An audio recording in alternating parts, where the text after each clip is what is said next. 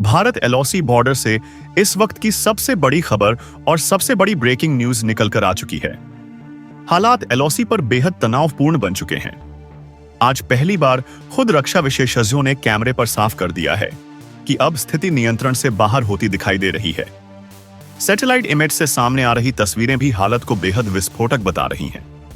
लगातार एलओसी पर भारतीय फाइटर जेटों की उड़ान की गड़गड़ाहट सुनी जा रही है और ऐसा पहली बार हो रहा है जब भारत ने एलओसी पर इतनी भारी मात्रा में इंडियन एयरफोर्स, भारतीय थल सेना, टैंक्स और आर्टिलरीज को तैनात करते हुए इस पूरे इलाके पर अपना नियंत्रण स्थापित कर लिया है।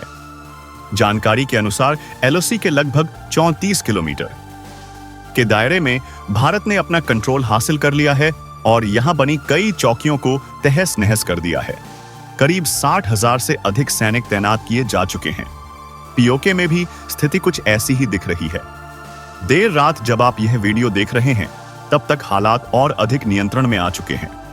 भारत 24 किलोमीटर के दायरे में अपना कंट्रोल हासिल कर लिया है और यहां बनी कई चौकियों को तहस नहस कर दिया है। करीब 60,000 से अधिक सैनिक तैनात किए जा चुके हैं।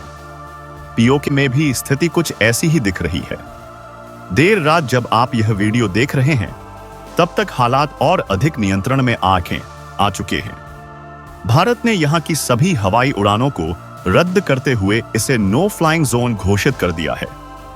जमीन, हवा और आसमान तीनों मोर्चों पर भारत ने पूर्ण नियंत्रण ले लिया है।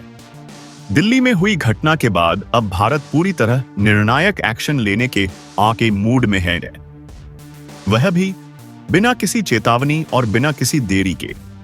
बॉर्डर पर भारतीय सेना ने अपने टैंक्स को लॉ कॉमन मोड में तैनात कर दिया है, जिनका इस्तेमाल केवल तब किया जाता है जब कार्यवाही निश्चित हो। इससे साफ है कि ऑपरेशन बहुत बड़ा होने जा रहा है। कई सेक्टरों में इतनी भारी सैन्य मौजूदगी है कि आसपास के गांव रातों रात खाली करवाए जा रहे हैं और सुरक्षा बलों को बता दिया गया है कि अगले 48 घंटों में किसी भी समय ऑपरेशन शुरू हो सकता है।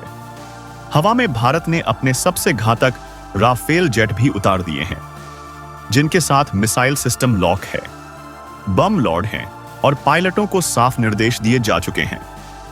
इसके अलावा Bharat S-400 air defence system को पीओके, एलओसी और पूरी पाक सीमा पर एक्टिवेट कर चुका है, जो दुश्मन की मिसाइल, ड्रोन और फाइटर जेट को आसानी से मार गिरा सकता है। भारत ने अपना एयर स्पेस पूरी तरह सील कर दिया है, जिसका अगला कदम एक बड़े ऑपरेशन की ओर संकेत देता है। हजारों की संख्या में military forces, paramilitary, army special units को उनके सेक्टर में तैनाती मिल चुकी है और कई यूनिटों को रातों रात उनके टारगेट पॉइंट भी अप्रूव कर दिए गए हैं। अमेरिकी खुफिया एजेंसी ने भी सैटेलाइट इमेज जारी कर बताया है कि हालात बेहद तनावपूर्ण हैं और भारत का रुख आक्रामक है। इसी बीच पाक सेना प्रमुख जनरल मुनीर, जो अब तक गीदड़ भभकियां दे रहे थे, भारत द्वारा लंबे क्षेत्र में नियंत्रण स्थापित करने के बाद अमेरिका भाग पहुंचे हैं और डोनाल्ड ट्रंप से इमरजेंसी मीटिंग कर रहे हैं, जिससे साबित है कि पाक के हाथ से नियंत्रण फिसल चुका है। भारत ने पीओके और एलओसी दोनों जगहों को नो फ्लाइंग जोन घोषित कर दिया है। पाक सेना डर के कारण कई चेक पोस्ट खाली कर चुकी है और सैनिक पीछे हट रहे हैं। पाक के समर्थक तुर्की और सऊदी अरब भी इस मामले से दूरी बना चुके हैं। अमेरिकी इंटेलिजेंस का दावा है कि भारत एक बड़ा प्लान तैयार कर रहा है और यह केवल छोटा मोटा ऑपरेशन नहीं बल्कि एक फुल स्केल एक्शन है, जो आतंकी ठिकानों को नेस्तनाबूद करने के साथ पीओके के अंदर तक जा सकता है। दोस्तों, इस पूरे के पूरे घटनाक्रम का सबसे बड़ा मास्टरमाइंड अब आ चुका है, बताएंगे आपको इस वीडियो में। चैनल पर बने रहें, वीडियो को लाइक और चैनल को अगर अभी तक आपने सब्सक्राइब नहीं किया तो चैनल को सब्सक्राइब कर लें और बेल आइकन को जरूर दबा लीजिएगा ताकि इससे जुड़ी खबर अपडेट आप तक सबसे पहले पहुंचती रहे। और हां दोस्तों, चैनल पर आगे बढ़ने से पहले आप देश के किस जगह, किस कोने से बैठकर के यह वीडियो देख रहे हैं, इसे लिखना बिल्कुल भी मत भूलिएगा। और अगर आप भारत की इस कूटनीतिक क्षमता और भारत की तरफ से लगातार किए जा रहे प्रयासों को लेकर के आप सच में देशवासी मानते हैं तो कम से कम कमेंट बॉक्स में भारत के लिए एक जय जय हिंद जरूर लिखिएगा। दोस्तों, अब देरी ना करते हुए असल मुद्दे पर आते हैं। भारतीय सेना आतंकी कैंपों की एक एक लोकेशन पर नजर रखे हुए है। पीओके में भारतीय स्पेशल फोर्सेस 22 किलोमीटर अंदर तक घुस चुकी हैं और उनके टारगेट स्पष्ट तय कर दिए गए हैं। पीएम मोदी ने साफ कह दिया है कि भारत अपनी सुरक्षा के खिलाफ किसी भी हरकत का जवाब अंतिम स्तर तक देगा। इसी के बाद रक्षा मंत्री और गृह मंत्री बॉर्डर सेक्टर में पहुंच चुके हैं। सीमा पर रिकॉर्ड की जा रही मूवमेंट युद्धकालीन स्थिति की ओर इशारा कर रही है। पीओके से मिली ग्राउंड रिपोर्ट बताती है कि रात में अजीबोगरीब आवाजें, बख्तरबंद वाहनों की मूवमेंट और हेलीकॉप्टरों की उड़ानें देखी गई हैं। कई पाक सैनिक अपनी पोस्ट छोड़कर भाग चुके हैं। भारत अपने कमांड सिस्टम को पूरी तरह अपडेट कर चुका है और सैटेलाइट डाटा के आधार पर यूनिट्स की तेजी से तैनाती हो रही है। राफेल जेट बॉर्डर के बेहद करीब निम्न ऊंचाई पर पेट्रोलिंग कर रहे हैं। रिजर्व यूनिट्स को भी सक्रिय ड्यूटी पर भेजा जा रहा है। पाक के अंदर हालात इतने बिगड़ चुके हैं कि कराची, इस्लामाबाद और लाहौर में दहशत का माहौल है। लोग घरों से नहीं निकल रहे। संसद सत्र रद्द किए जा चुके हैं और रक्षा मंत्रालय की मीटिंग का लीक ऑडियो बताता है कि पाक सेना भारतीय आगे बढ़ रहे एक्शन को रोक नहीं पा रही है। तुर्की और सऊदी अरब दोनों ने पाक का साथ छोड़ दिया है क्योंकि भारत ने इन देशों से होने वाले व्यापार पर पहले ही रोक लगाकर उनकी स्थिति कमजोर कर दी थी। अमेरिकी इंटेलिजेंस भी मान रही है कि भारत का फोकस अब आतंकी लॉन्चअपड़, ट्रेनिंग सेंटर और उन सभी ठिकानों पर है जहां से भारत के खिलाफ षड्यंत्र रचे जाते हैं। सैटेलाइट इमेज में भारत की भारी तैनाती साफ देखी जा सकती है। पीएम मोदी ने पूरे देश को आश्वस्त करते हुए कहा है कि भारत सुरक्षा के खिलाफ हर हरकत का जवाब उसकी भाषा में देगा। रक्षा मंत्री और गृह मंत्री का एलओसी और पीओ के द्वारा साफ संकेत देता है कि भारत की स्थिति पूरी तरह नियंत्रण में है और सेना 3 अंतिम आदेश का इंतजार कर रही है। जनरल मुनीर का अचानक अमेरिका पहुंचना कई सवाल खड़े करता है। क्या पाक फिर से F-3 फीस की मांग कर रहा है? क्या वह भारत से पहले अमेरिका से मदद लेना चाहता है? लेकिन भारत किसी के आगे झुकने वाला नहीं है। भारत ने साफ कर दिया है कि अगला कदम और भी घातक होगा। भारत ने अपनी मिसाइलों को भी तैनात कर दिया है, जिनमें कई क्रूज मिसाइलें हैं शामिल हैं। ब्रह्मोस को हाई अलर्ट पर रखा गया है और सुखोई जेट्स में भी ब्रह्मोस इंस्टॉल कर दिए गए हैं। भारत अब पूरी तरह तैयार है और इस बार ग्लाइड बम की जगह सीधे ब्रह्मोस का इस्तेमाल करने की तैयारी में है, जो दुश्मन के ठिकानों के अंदर तक घुसकर भी हमला करने में सक्षम है। भारत और पाकिस्तान के बीच उठते इस घोर तूफान में अब हालात इतने विस्फोटक हो चुके हैं कि सिर्फ एक चिंगारी पूरे उपमहाद्वीप को आग के दरिया में बदल सकती है। और यही वजह है कि भारत अब अपनी परछाई में छिपे उस शस्त्र को बाहर निकालने की तैयारी में है जिसे दुनिया वर्षों से, लेकिन अब यह मिथक नहीं बल्कि वास्तविकता बनकर पाकिस्तान की नींदें उड़ा रहा है। क्योंकि जैसे जैसे दिल्ली हमले के तार इस्लामाबाद, अंकारा और कुछ पश्चिमी गुप्त नेटवर्क से जुड़ते दिख रहे हैं, वैसे वैसे से भारत की रणनीतिक कमान पहले से 10 गुना ज्यादा आक्रामक हो चुकी है। और इसी आक्रामकता के बीच भारत अपने उस गुप्त हथियार पर फोकस बढ़ा रहा है जो मिसाइलों, बमों या लड़ाकू विमानों पर आधारित नहीं बल्कि प्रकाश की गति और इलेक्ट्रॉनिक विनाश की शक्ति पर आधारित है। एक ऐसी शक्ति जो दुश्मन को चीखने तक का मौका नहीं देती, बल्कि उसके सिस्टम, उसकी रडार, उसकी मिसाइलें, उसकी बिजली, उसके कम्युनिकेशन सबको एक अदृश्य तूफान में निगल जाती है। और इस पूरे बदलाव की जड़ में है भारत का काली प्रोजेक्ट, यानी किलो एम्पियर लीनियर इंजेक्टर। वही काली जिसका नाम सुनकर पाकिस्तान की सेना के टॉप कमांडर तक अपनी मीटिंग्स में पसीना पहुंचते नजर आते हैं। क्योंकि भले ही पाकिस्तान के टीवी चैनलों पर बैठे पैनलिस्ट रोज भारत को डराने की कोशिश करें, लेकिन असली डर उनके रडार रूम, उनके न्यूक्लियर बंकर और उनके एयर डिफेंस सेंटर में देखा जा सकता है, जहां पिछले कुछ दिनों से लगातार अलर्ट जारी है कि भारत गैर किनेटिक वेपन एक्टिवेट कर सकता है। क्योंकि दिल्ली हमले के बाद भारत वह देश नहीं रहा जो सिर्फ चेतावनी देकर रुक जाए, बल्कि यह वह भारत है जो चेतावनी के बाद कार्रवाई करता है। और कार्रवाई इतनी साइलेंट होती है कि दुश्मन को पता भी नहीं चलता कि उसकी आंखें, उसके कान और उसके हथियार सब एक साथ कैसे बंद हो गए। काली की असली शक्ति इसी साइलेंट अटैक में है। क्योंकि यह लेजर नहीं बल्कि हाई एनर्जी इलेक्ट्रॉन बीएम का महासागर है, जो अपनी रफ्तार में सामने आने वाली हर इलेक्ट्रॉनिक चीज को या तो फ्राई कर देता है या हमेशा के लिए बेकार कर देता है। और यही वजह है कि पाकिस्तान की शाहीन अब्बील, गजनवी या हतफ जैसी मिसाइलें, जो पूरी तरह इलेक्ट्रॉनिक नेविगेशन पर आधारित हैं, काली की एक बीम पड़ते ही म्यूजियम के लोहे का कबाड़ बन जाएंगी।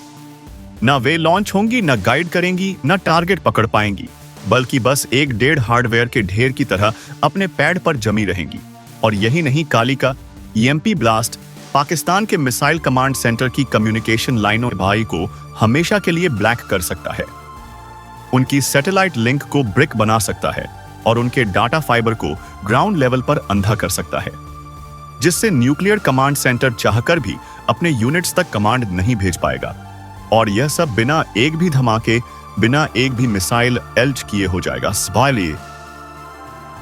यानी पाकिस्तान चाहे 1000 बार nuclear, 1000 talk ratio mods nuclear, 1000 die beard nuclear, 1000 ice mouth nuclear, 1000 or 1000 bar nuclear, 1000 talk ratio mods nuclear, 1000 die beard nuclear, 1000 ice mouth nuclear, 1000 or nuclear, 1000 day in burn nuclear, 1000। लेकिन अगर भारत काली को सिर्फ 5 मिनट भी सक्रिय कर दे तो पाकिस्तान के पूरे न्यूक्लियर सिस्टम को रिस्टार्ट तक करने में महीनों लग जाएंगे। और तब तक भारत वह सब कर चुका होगा जिसे वह ऑपरेशन सिंदूर 2.0 का असली जवाब मानता है। लेकिन कहानी सिर्फ काली तक सीमित नहीं है, क्योंकि इस बार भारत ने रणनीति बदल दी है और काली के साथ जो हथियार मैदान में उतारने की तैयारी में है, उसका नाम सुनते ही पाकिस्तान के सैन्य विश्लेषक रात भर जाग रहे हैं, और वह नाम है दुर्गा।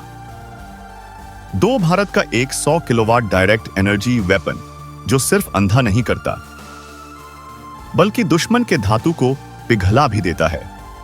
यह वही सिस्टम है जो किसी भी radar, missile, ballistic sensor, fighter jet के outside panel, anti air system और कम्युनिकेशन टावर को सीधे उसकी धातु पर लेजर बीएम मारकर इतने तापमान पर गर्म कर सकता है कि वह पूरा सिस्टम सेकंडों में फेल होकर लोहे के पिघले हुए ढेर में बदल जाए। और सबसे खतरनाक बात यह है कि दुर्गा जमीन पर नहीं बल्कि एयरक्राफ्ट पर, जहाजों पर और मोबाइल ट्रक सिस्टम पर भी तैनात किया जा सकता है। यानी भारत चाहे तो बॉर्डर से 200 किलोमीटर दूर बैठे पाकिस्तान के किसी भी एयरबेस की आंखें बंद कर सकता है और उन्हें पता भी नहीं चलेगा कि हमला कहां से हुआ। और अब पाकिस्तान की इसी चिंता का असली केंद्र है एयरबर्न लेजर पॉड्स, जो भारत अपने सुखोई 30, MKI और रफाल जैसे जेट्स पर लगाने जा रहा है, क्योंकि यह पड़छाया हवा में दुश्मन के drone, missile, aircraft, radar wave और सेंसर तक को जला सकता है।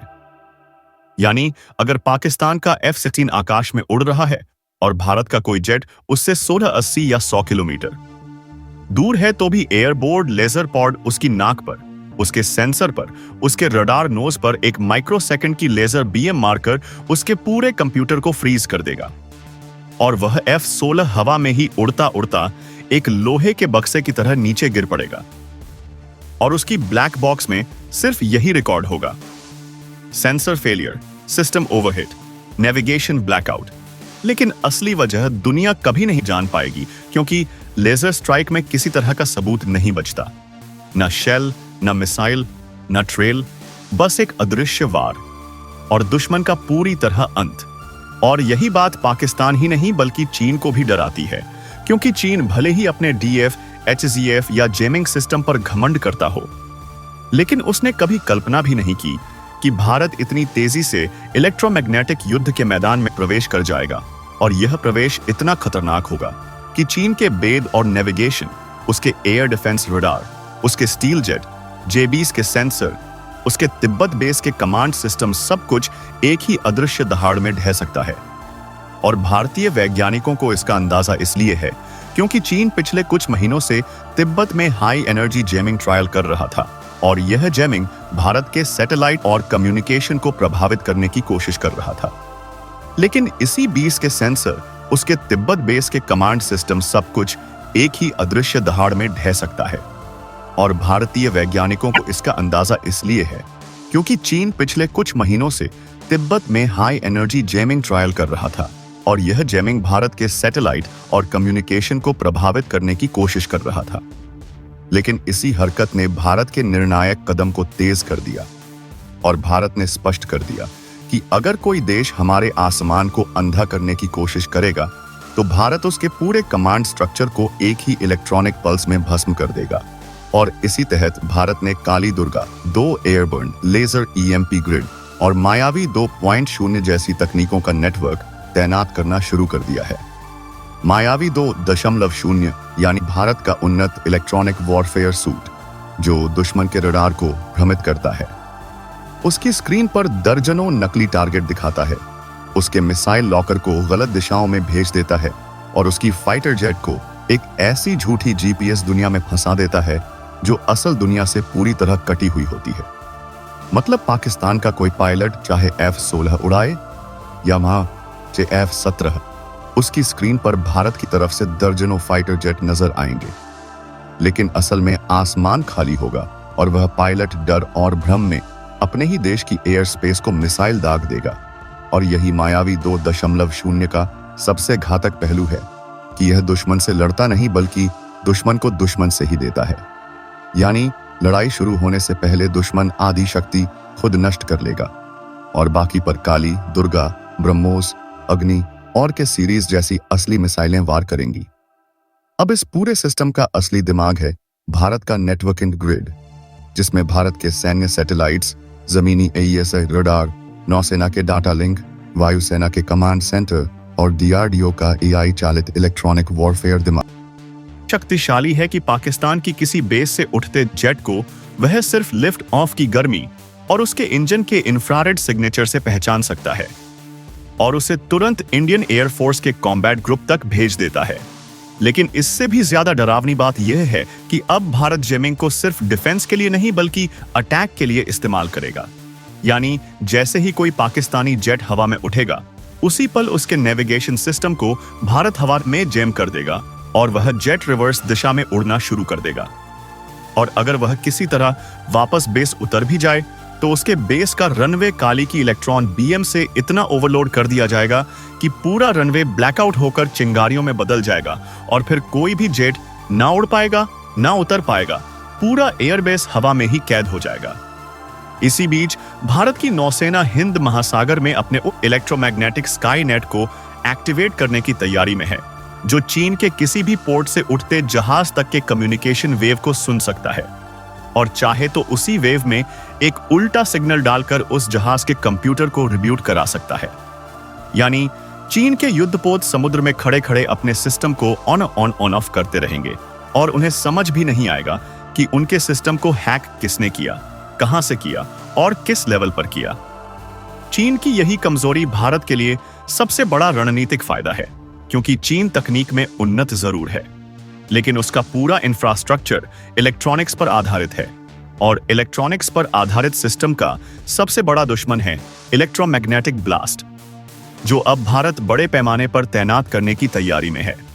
भारत का ईएमपी प्रोजेक्ट इतना शक्तिशाली है कि यदि भारत LOC या LSC पर सिर्फ 10 सेकंड के लिए हाई इंटेंसिटी ईएमपी फायर करे तो पाकिस्तान और चीन के 300 से 400 किलोमीटर दायरे में मौजूद हर इलेक्ट्रॉनिक सिस्टम हमेशा के लिए जल जाएगा।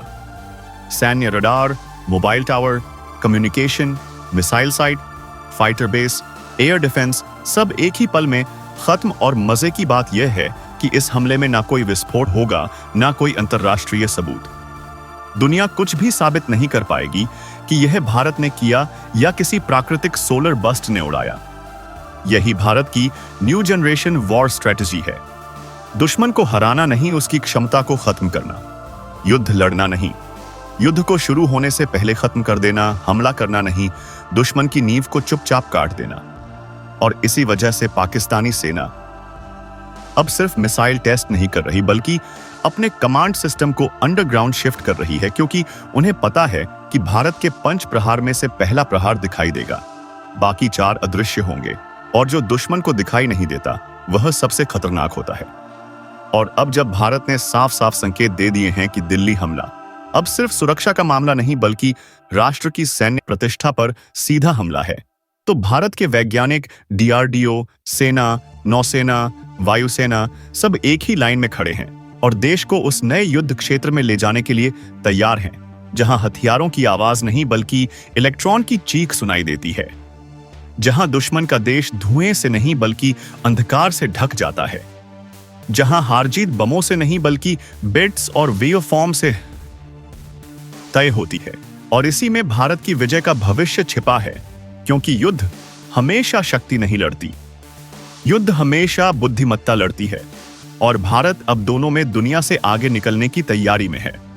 दिल्ली धमाके के बाद पूरे देश में जिस दहशत और अविश्वास का माहौल फैल गया था, उसका असर सिर्फ आम जनता पर नहीं बल्कि खुफिया एजेंसियों, सुरक्षा सलाहकारों और राष्ट्रीय सुरक्षा परिषद की हर मीटिंग पर साफ दिखाई दे रहा था। पीएमओ में चल रही बैक टू बैक मीटिंग्स ने यह साफ कर दिया था कि इस बार भारत किसी भी हाल में स्थिति को उसी तरह ही जाने देगा जैसे पहले कभी अंतर्राष्ट्रीय दबाव में मामलों को ठंडा कर दिया जाता था, बल्कि अब इस हमले को देश की संप्रभुता पर सीधा आघात मानते हुए उसे उसी तीखे जवाब से निपटाया जाएगा जिसकी उम्मीद करोड़ों भारतीय पहली ही रिपोर्ट के बाद से कर रहे थे। इधर दिल्ली पुलिस की स्पेशल सेल और एनआईए की टेक्निकल टीमों ने लाल किले के पास हुए धमाके की फुटेज, मोबाइल लोकेशन और आसपास के नेटवर्क डाटा को जोड़कर एक बड़ा सुराग निकाला कि जिस ब्लास्ट को पहले रिमोट ट्रिगर माना जा रहा था, वह दरअसल ड्यूल ट्रिगर मैकेनिज्म से किया गया था, यानी स्थानीय बदमाशों का समूह नहीं।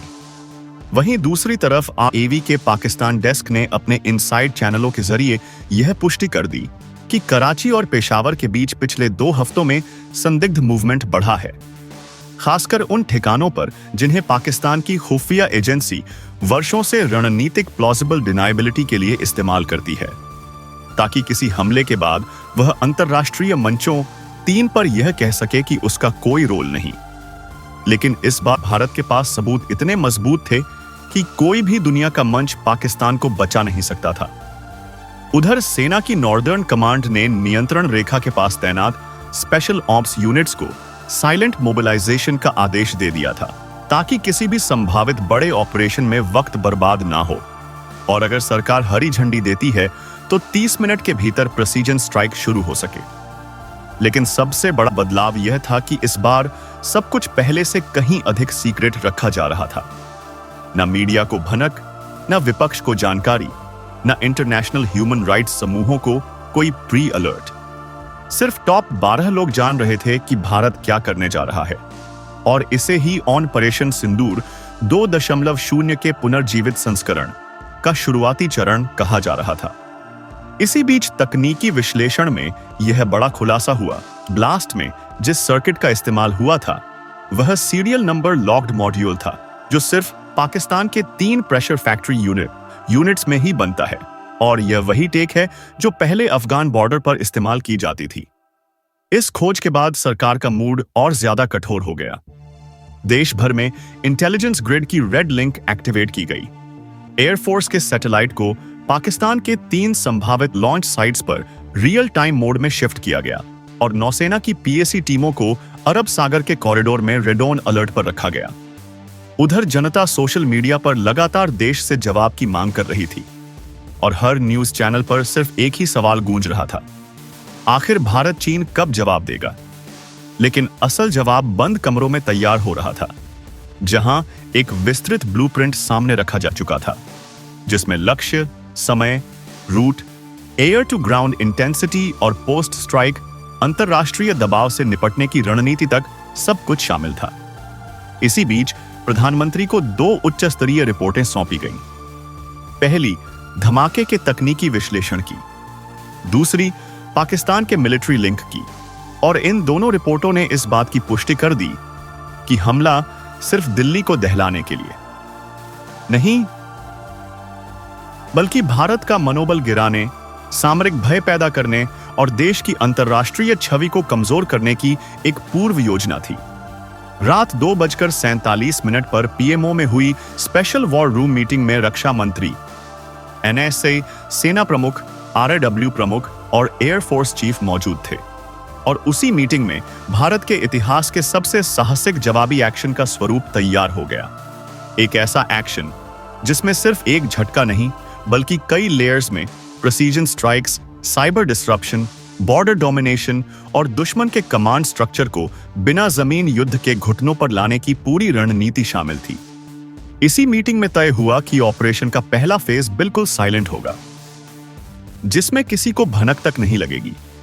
दूसरा फेज तेज और विध्वंसक होगा और तीसरा फेज वह होगा जो दुनिया को दिखाएगा कि भारत अब 1971 वाले मोड में वापस आ चुका है। और ठीक इसी रात से वह तैयारी शुरू हो गई जिसने पूरे भारतीय उपमहाद्वीप के शक्ति संतुलन को बदलने की क्षमता रखी थी। और जब यह सब हो रहा था, आतंकियों के मॉड्यूल का मुख्य संचालक कोड नेम शाहबाज पेशावर के एक सेफ हाउस में बैठकर उन संदेशों का इंतजार कर रहा था जिनमें उसे यह बताया जाना था कि भारत अभी भी हमले की जड़ों तक नहीं पहुंच पाया। लेकिन उसके इंतजार को तड़पा देने वाली खबर रॉ ने उसी रात दुनिया को बताए बिना हासिल कर ली थी। और यही वह बिंदु था जहां से ऑपरेशन सिंदूर 2.0 सच में शुरू हो गया था। दिल्ली धमाके के बाद जब भारत की एजेंसियां अपनी जांच को और गहराई तक ले जा रही थी, तभी एक और चौंकाने वाला मोड़ आया जिसने पूरे केस की दिशा ही बदल दी। दरअसल रॉ की टेक्निकल विंग ने पाकिस्तान अधिकृत क्षेत्रों में कुछ ऐसे एन्क्रिप्टेड रेडियो ट्रांसमिशन पकड़े जिनमें दिल्ली ऑपरेशन क्लीन और फाइनल वेव कंफर्म जैसे कोडवर्ड इस्तेमाल किए गए थे। और इन संदेशों का समय धमाके के सिर्फ कुछ घंटों पहले का था। इस खोज ने पुष्टि कर दी कि यह कोई आकस्मिक हमला नहीं बल्कि महीनों से तैयार किया गया एक high grid strategic terror operation था, जिसके पीछे सिर्फ आतंकी संगठन नहीं बल्कि पाकिस्तान की प्रॉक्सी इंटेलिजेंस नेटवर्क सक्रिय थी। इसी बीच दिल्ली धमाके की फॉरेंसिक रिपोर्ट में यह निष्कर्ष सामने आया कि विस्फोट में इस्तेमाल RDX को किसी पुराने स्टॉक से नहीं बल्कि हाल ही में साउथ पंजाब कॉरिडोर से तस्करी करके लाया गया था, जहां पाकिस्तान की चौकियों और आतंकी लॉजिस्टिक नेटवर्क के बीच गहरा तालमेल वर्षों से बना हुआ है। रिपोर्ट में यह भी दर्ज था कि ब्लास्ट में इस्तेमाल फ्यूज मॉड्यूल एक triple stage active activation system था। पहला लो फ्रीक्वेंसी सिग्नल, दूसरा GPS लॉकिंग और तीसरा मैनुअल प्रॉक्सिमिटी ट्रिगर, जिसका मतलब था कि हमलावर सिर्फ धमाका करना नहीं चाहता था बल्कि यह सुनिश्चित करना चाहता था कि उसका निशाना 100% सफलता से पूरा हो। जब यह रिपोर्ट प्रधानमंत्री और NSA के हाथों में पहुंची तो दोनों ने बिना समय गंवाए सेना प्रमुख, एयरफोर्स चीफ और रॉ प्रमुख को बुलाकर दूसरा वॉर रूम सेशन बुलाया, क्योंकि अब यह मामला सिर्फ एक आतंकी हमले का नहीं था बल्कि सीधे सीधे भारत की संप्रभुता को चुनौती था। NSA ने अपनी प्रस्तुति में बताया कि पाकिस्तान के 3 बड़े ठिकाने सादिकाबाद, बहरावल नगर और पेशावर के बाहरी इलाके बीते 3 महीने से लगातार एक्टिव हैं और इन ठिकानों पर 14 बार रेडियो ब्लाइंड स्पॉट्स बनाए गए, विच मीन्स कि वहां कुछ बेहद गोपनीय हलचल चल रही थी। एयरफोर्स चीफ ने बताया कि भारत के पास अब ऐसे हथियार और तकनीक मौजूद हैं जो 250 किलोमीटर दूर बैठकर लक्ष्य को सटीकता से नष्ट कर सकते हैं, और यदि ऑपरेशन को मंजूरी दी जाती है तो पाकिस्तान की उस प्रॉक्सी 250 किलोमीटर दूर बैठकर सपे लक्ष्य से को सटीकता से नष्ट कर से इस और यदि ऑपरेशन को मंजूरी दी जाती है तो पाकिस्तान की उस प्रॉक्सी स्ट्रक्चर को सर्जिकल रूप से काटकर पूरी तरह खत्म किया जा सकता है, जो वर्षों से भारत में इससे अस्थिरता फैलाने में लगा है। इस चर्चा के दौरान रक्षा मंत्री ने कहा कि अब समय आ चुका है कि दुनिया को यह बताया जाए कि भारत सिर्फ चेतावनी देने वाला देश नहीं बल्कि अपने विरोधियों को जवाब देने की क्षमता रखने वाला राष्ट्र है। इसी मीटिंग में तय किया गया कि ऑपरेशन 3 चरणों में चलाया जाएगा। पहला चरण खुफिया डाटा और दुश्मन के साइबर नेटवर्क को खामोशी से जाम करना। दूसरा चरण एयर स्ट्राइक्स और ड्रोन वर्म से दुश्मन के महत्वपूर्ण ठिकानों को एक ही रात में निष्प्रभावी करना। और तीसरा चरण पाकिस्तान के उन लॉन्च पॉइंट्स को समाप्त करना जो भारत के खिलाफ वर्षों से छुपकर इस्तेमाल होते रहे हैं। इधर जमीन पर सुरक्षा एजेंसियों ने दिल्ली, मुंबई, जयपुर, पटना और श्रीनगर में बड़े पैमाने पर छापेमारी शुरू कर दी, जिनमें कई संदिग्धों को पूछताछ के लिए उठाया गया और यह पता चला कि भारत के भीतर भी कुछ स्लीपर लिंक सक्रिय थे। जो इस हमले के बाद दिल्ली से 250 किलोमीटर दूर एक और धमाका करने की योजना बना रहे थे, जिसे एजेंसियों ने समय रहते पहले ही रोक दिया। इस बीच रॉ की साइबर टीम ने एक और चौंकाने वाला खुलासा किया। वह व्यक्ति जिसे पाकिस्तान का पूरा तंत्र शहबाज कोड नेम से चला रहा था, वह वास्तव में एक पूर्व सैन्य प्रशिक्षित मॉड्यूल